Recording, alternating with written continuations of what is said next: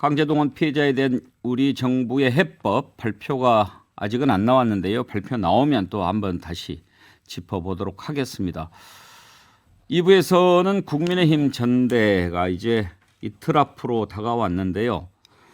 당심이 폭발한 걸까요? 분노가 폭발한 걸까요?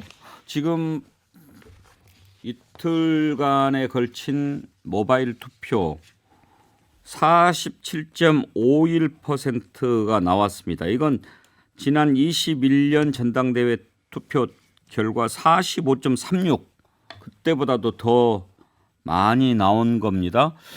신인규 변호사, 이제 또 이틀간은 ARS를 하게 되죠. 예, 그렇습니다. 최종 얼마 정도 나올 것 같습니까?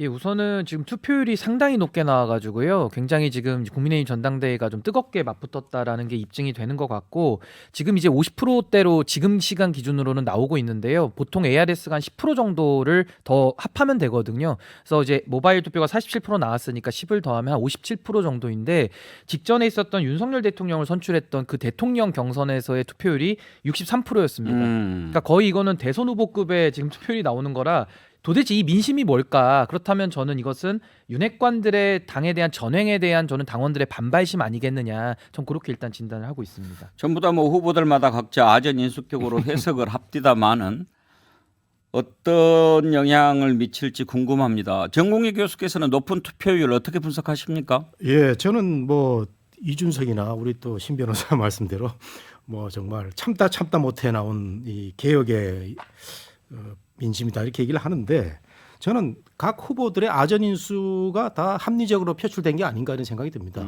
김기현 후보도 할 말이 있는 거 아닙니까? 이 정말 정통은 난데 정말 뭐 갑자기 등장하고 또 지나간 사람 등장하고 상대 진영에 있던 사람 들어와서 나를 정말 부동산만 갖고 공격한 이거 안 되겠다. 그래서 우리 그 당심이 표출했다 이런 얘기도 있고요.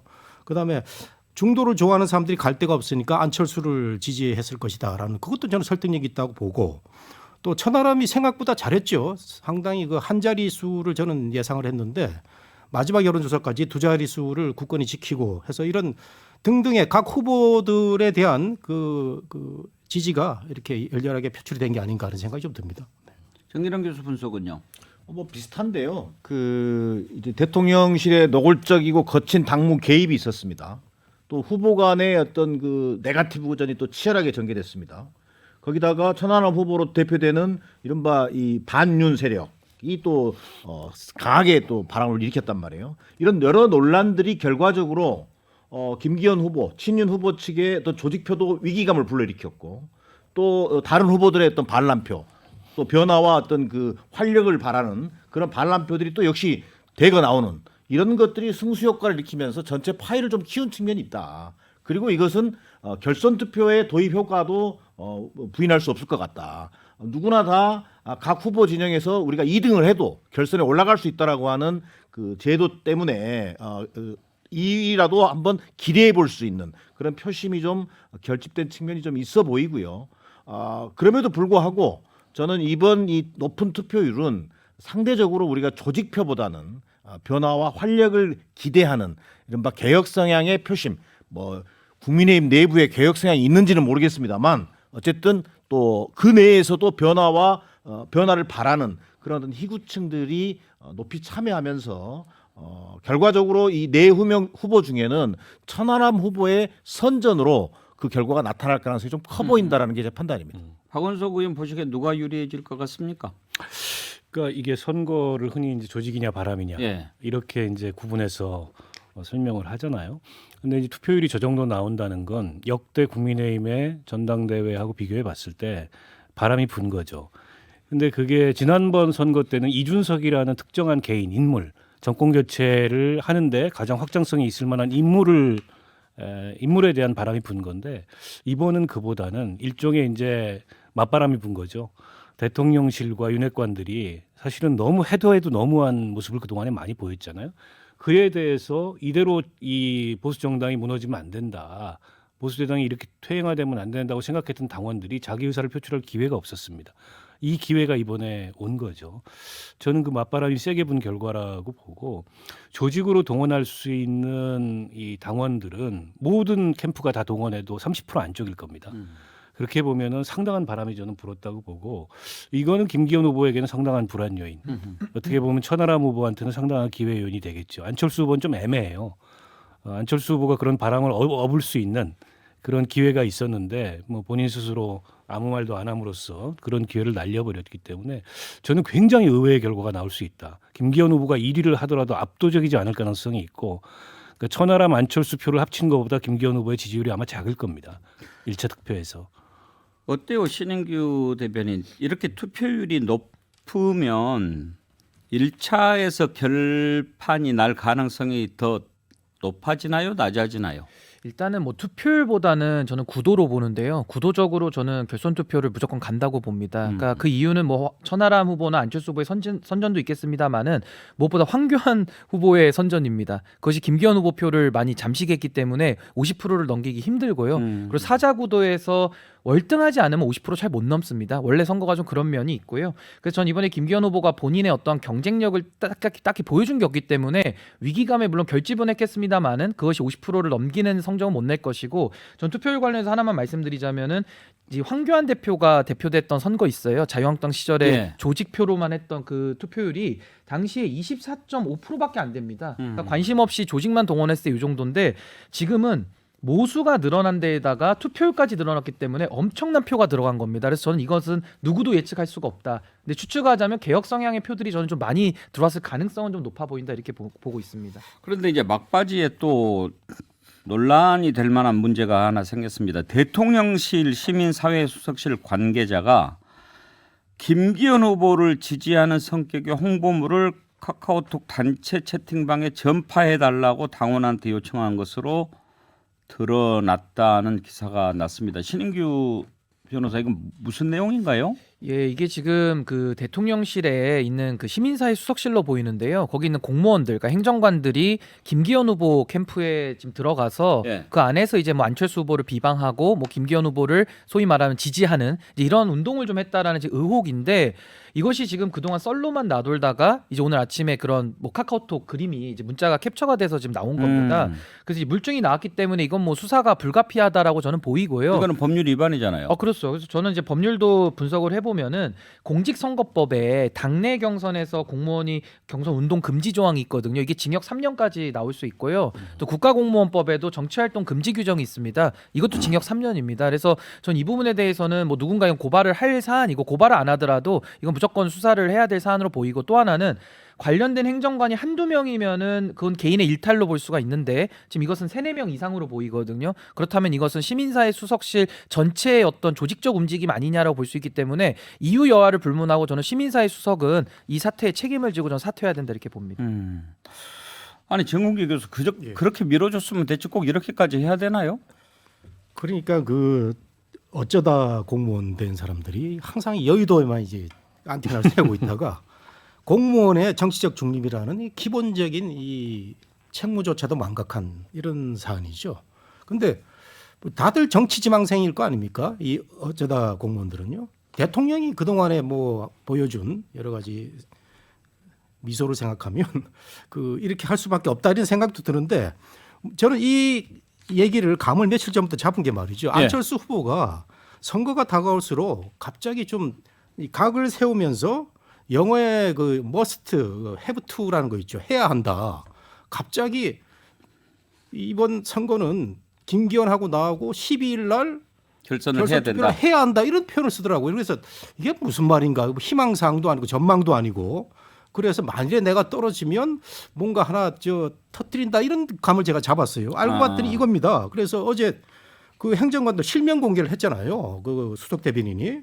그래서 저는 수사하고 이제 수사 의뢰하고 고소 고발 하나 보나 했더니 또 이건 또 안 해요. 그러니까 참 안철수 캠프의 이게 한계인데 이거 당연히 수사 의뢰하고 고소 고발해야 될 사안인데 내가 이거 확실히 잡았으니까 요거 나 반드시 올라가야 돼. 이런 그 안철수 후보의 참 100%이 결단을 못하는 이런 모습을 제가 보고 이것이 결국은 그 윤석열 대통령으로부터 힘을 얻은 김기현 또 이 행정관들의 이런 그 사태가 일어나지 않았나 생각이 됩니다. 방 이름도 김이김인가 이렇게 돼 있더라고요. 김기현 이긴다라는 뜻인데 정기랑 교수 이런 경우에는 그러면은 고발을 삼자가 안 하면 뭐 검찰이 인지해서 수사하거나 이러지는 못하나요?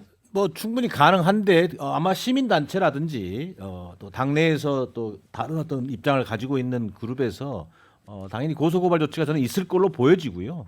이것은 고소고발 이전에 이 대통령실에서 이 대통령 밑에 직접 일하고 있는 행정관들이 노골적인 어떤 선거 방해 행위를 했다는 건데 저는 이건 전당대회 결과와 상관없이 엄정 처벌이 돼야 되고요. 또 수사 당국에 의해서 반드시 어떤 처벌돼야 될 사안으로 보여집니다. 그렇지 않고는 오히려 이게 앞서 뭐 안철수 후보가 이걸 제기했습니다만, 근데 저는 안철수 후보도 마찬가지입니다. 이 결과가 지금 문제 제기가 안철수 후보에게 유리한 방향으로 갈 거냐? 저는 좀 약간 의문이에요. 문제 제기는 했지만 이것을 정확하게 담아낼 수 있는 어떤 뭐 후속 작업 이런 것들을 지금 안철수 후보 측에서 못 하고 있어서 저는 오히려 그 뭐랄까 어부지리처럼 그 결과는 전하나 후보에게 유리해지는 이런 당내 이런 그 선거 방해 행위라든가 대통령실의 노골적 행위에 대해서 반감을 가지고 있는 수도권 젊은층을 중심으로 해서 오히려 친윤 후보에 대한 반감이 거세게 일어나는 하에 또 계기가 될 수 있겠다. 뭐 이런 생각을 해봅니다. 근데 지금 신은규 변호사는 이거 법률 위반이라고 했는데 김기현 후보도 판사 출신이잖아요. 근데 네. 김기현 후보는 전당대회는 공직선거법이 적용되지 않는 선거다. 정당의 업무에 해당이 안 된다. 그러면서 문제 없다는 식으로 얘기를 했네요. 그 공직선거법에는 정당 선거가 적용이 안 된다고 적용 범위가 나 있는 건 맞는데요. 이건 공선법 안에 공무원이 당내 경선에 관여하면 안 된다라는 특칙 조항이 있습니다. 그 얘기고 국가공무원법은 공무원 전원에게 다 적용이 됩니다. 그러니까 제가 쉽게 설명드리면은 국가의 녹을 먹는 국민의 공복들 아닙니까? 나라에서 월급 받잖아요. 근데 그분들이 왜 당내 경선에서 특정 주자를 왜 밉니까? 공무원이 할 일이 아니죠. 그래서 처벌 규정이 있는 거고, 전 윤석열 정부가 공정과 상식, 법치를 강조하지 않았습니까? 국민 앞에 그 법치에 대한 영을 세우기 위해서는요, 이런 식으로 법을 위반한 행태가 지금 나오고 있지 않습니까? 우리 진영이라고 해서 이건 봐줄 수 있는 건 아니겠죠. 그리고 이것이 명확하게 지금 증거가 나왔기 때문에 이 부분에 대해서는 법치를 가장 강조한 정부로서는 이거는 그냥 넘어갈 수도 없을 것이다. 많이 넘어간다고 한다면은 이거보다 자기 모순이 심할 수가 있겠습니까? 그래서 이 부분에 대해서는 저도 굉장히 심각성을 느끼고 이것은 뭐 굉장히 앞으로도 좀 더 추가적인 사실 여부가 좀 가려져야 될 것이다. 저는 이렇게 봅니다. 박원석 의원, 예. 너무 좀 도가 지나치다 하는 생각 들지 않습니까? 그렇죠. 이렇게까지 해야 됩니까? 그 처음에는 김기현 후보 지지글이 왔다 갔다 하는 카톡방에 대통령실 행정관들이 있었다라는 정도로 알려졌는데 그거 오늘 경향신문 보도를 보니까 그게 아니고 주도적인 행위를 한 걸로 이런 거 좀 퍼뜨려 달라고 카톡방에 올리고 명백한 불법이죠. 근데 이제 대통령실이 참 과거에도 그랬지만은 이렇게 뭔가 명백하게 드러나도 그냥 입을 다물어 버려요. 지금 대통령실의 공식 입장이 없잖아요. 시민사회 수석의 공식 입장도 없고 국민의힘에서도 뭐 공식 입장이 비대위 차원에서 없는 상황이고 저는 이게 문제라고 생각해요. 저 정도 명백한 위법 행위가 드러났으면 즉시 인사조치하고 즉시적인 수사에 들어가야 그야말로 이제 공정과 상식에 부합하는 행위일 텐데 내로남불도 이런 내로남불이 없는 거죠. 자기들이 하다 뭘 들키면 화를 내요. 그때부터. 그 대통령이 그러잖아요. 주로 뭐 들키면 화내듯이. 지금도 저는 똑같은 상황이 재현될 가능성이 있고 안철수 후보도 좀 왜 그러신지 잘 모르겠는데 아니 이런 게 드러났으면 분명하게 이 기자회견을 해서 비판을 하고 그리고 이 법적 조치에 들어가야 되는데 당일날 기자회견 제목이 단일화 1주년 기자회견이었어요. 이 대통령실의 선거 개입 기자회견이 아니고 그래서 아직도 이게 대통령실과 관계에 대해서 뭔가 안철수 후보 쪽은 미련을 가지고 눈치를 보는 것 같은데 저는 뭐 그 미련을 가져봐야 득이 될 게 없을 것 같은데 좀 양쪽을 다 납득이 안 보이려고 됩니다. 제가 그렇죠. 조항을 하나 읽어드리겠는데요. 이게 공직선거법입니다. 57조의 6을 찾아보시면 되는데 공무원 등의 당내 경선 운동 금지 이렇게 돼 있습니다. 여기 보면요. 당내 경선에서 경선 운동을 할 수 없다. 공무원에 대해서 할 수 없다로 돼 있고 255조에 보면 1항에 이 57조의 6입니다. 이 1항을 위반한 사람 위반해서 당내 경선에서 경선 운동을 한 사람 여기 어떻게 해당이 안 된다고 할 수 있는지 저는 김기현 후보님이 여기에 대해서는 율사시니까 좀 해석을 좀 해주셨으면 좋겠습니다. 그나저나 누가 될 것 같습니까? 내가 보면은 여기 계신 분들 대체로 뭐 잘 못 맞춥디다마는 정인환 교수는 어떻게 보세요? 결선으로 가면은 표가 어떻게 바뀔 것 같습니까? 이제 통상적으로 우리가 결선 투표를 보면 1위로 올라간 후보가 있고 2위로 올라간 후보가 있지 않습니까? 근데 이 후보가 1위 후보를 뒤집기가 굉장히 어렵습니다. 우리가 이제 과거에 단일화 같은 걸 염두에 두시면요. 2, 3위 후보가 연대를 하고 연합을 해서 표를 만들어서 1위를 뒤집으려면요. 결정적인 계기가 있어야 됩니다. 굉장히 큰 판이 벌어져야 돼요. 뭐 이를테면 단일화에 대한 공동정부 구상이라든지 그래서 전체적인 당원들의 마음을 울릴 수 있는 뭔가 그림이 만들어져야 됩니다. 이런 계기가 없이는 단순 합 그러니까 2위, 3위 표로는 1위 표를 못 이긴다. 왜? 1위 표에는 또 역시 이른바 이게 밴드웨건 효과가 나타나는 거예요. 어차피 이길 사람한테 투표하고자 하는 심리가 작동할 수밖에 없습니다. 그러다 보니까 실제 지금 1위부터 4위 후보가 다양한 스펙트럼의 후보들이지 않습니까? 근데 어떤 형태로 받은 황교안 후보의 강성 보수 지지층은 상대적으로 친윤 그러니까 김기현 후보 친화성이 높다고 봐야 됩니다. 이런 걸 감안해 볼 때 저는 그 얘기가 좀 길어졌습니다만 이런 여러 논란 속에서도 김기현 후보가 1차 투표에서 과반은 지금 사실 좀 이 높은 투표율 속에서 좀 어려워지는 분위기가 있고 결국 그럼에도 불구하고 뭐 2차에서 김기현 후보가 좀 유리한 어떤 고지에 있지 않는가. 그리고 역시 관전 포인트는 과연 어느 정도 격차로 천하람 후보가 과연 위협할 수 있을 것인가. 뭐 이 정도가 저는 뭐 제가 보는 관전 포인트입니다. 신은기 대변인은 그러니까 저도 사실 천하람 후보가 일단 2등 간다고 보는데요. 이제 결선을 예상을 해보자면은 사실 전 김기현 후보가 될 수 있겠다라고 생각을 했었습니다. 근데 이제 오늘 이 사태까지 보고 나서 생각이 좀 바뀌는 게요. 울산 땅 사건 같은 경우는 특권입니다. 특혜특권이고 지금 대통령실의 공무원 개입들은 이거는 반칙이거든요. 그리고 범죄의 혐의까지 있는 겁니다. 이렇게 반칙과 특권을 앞세우는 후보가 어떻게 결선에서 이길 수 있겠습니까? 그리고 심지어 황교안 후보는 김기현 후보 계속 사퇴하라고 노래를 부르고 계세요. 그렇다면 황교안 후보 지지층들도 뭐 경향적으로야 김기현 후보를 지지한다고 볼 수도 있겠습니다만은 이 정도까지 사안이 나오는데도 지지를 해줄 것이냐? 저는 합리적이고 상식적인 당원들께서 전 결선에서는 다른 판단을 해서 오히려 천하람 후보의 그런 언더독 효과를 통해 가지고 뭔가 좀 당의 변화를 이끌어야 되겠다. 전 이런 열망이 더 커질 수 있다 이렇게 보고 있습니다. 근데 뭐 땅 문제 제기한 뒤로 오히려 김기현 후보 표가 또 몰린다는 분석도 있지 않습니까, 정국기 교수? 예, 너무 정책 뭐 비전 이런 거 없이 잘 나가는 1등 후보를 견제하기 위해서 땅 투기 의혹을 제기를 했는데 그거 뭐 다 알려진 그런 이슈였는데 다시 한번 불거지고 재미가 별로 없었습니다. 그런 점에서는 이 보수 정당의 이 당원들의 모습에서는 크게 뭐 신경 쓸 거 없다 이런 건데 사실은 제가 이 국민의힘 쪽에 이 정서를 제가 가장 잘 아는 사람 중에 한 사람일 겁니다. 뭐 자유한국당, 미래통합당 등등 올라가서 한때는 제가 뭐 당원이기도 했고 그랬는데 이 국힘 당원들의 특징이 말이죠. 정말 변할 수 있었던 때는 딱 한 번 변했을 때가 이준석 대표를 선택했을 때 한 번 딱 변했고요. 그 외에는 굉장히 변화에 좀 둔감하기도 하고 많은 새로운 당원들이 들어왔다고 하지만 그 다음에 이런 본인이 추구하는 가치를 이 논쟁에 던져가지고 자기가 좋아하는 후보를 미는 이런 스타일의 민주당보다는 이런 스타일이 아니고요. 상당히 권력자가 누구냐 현재 제일 센 사람이 누구냐 대통령이 누구냐 뭐 이런 쪽에 집착하는 경향이 많아요. 네. 너무 좀 비판한 것 같습니다만은 그래서 제일 잘 나가는 후보한테 갈 확률이 크고요. 나머지 세 후보들이 저는 너무 이번에 크게 견제구를 던지지 못했다 이런 느낌이 좀 듭니다. 예. 박원석 의원 전망은요? 아니 뭐 김기현 후보가 되긴 될 것 같아요. 그러나 이제 이상하죠. 결선 가는 것도 그렇게 압도적으로 가지 못할 거고 또 결선 가면은 그 나름의 또 바람이 불어요. 그래서 마지막까지 좀 쫄깃한 승부가 안 되겠나 이런 생각이 드는데 저렇게 이겨서 뭐 합니까? 여기 기대고 저기 기대고 뭐 윤심에 기대고 나경원에 기대고 상처뿐인 영광이고 저렇게 얘기해서 뭐 하는지 가르쳐 드릴까요? 허울뿐인 바지 사장이에요. 대표하죠. 아니 그러니까 몇 개월 하겠죠 뭐. 어쨌든 윤석열 대통령이 8일날 지금 전당대회 참석한다는 거 아니에요? 참석했는데 물론 거기서 투표 행위가 이루어지진 않지만 김기현 후보가 뭐 과반 득표를 못하고 뭐 40% 초반대라든가 이렇게 나온다든가 하게 되면 윤석열 대통령 입장에서 상당히 이 개면적인 상황이 연출될 가능성이 높아 보여요. 김기현 후보가 3등을 할 가능성은 없을까요?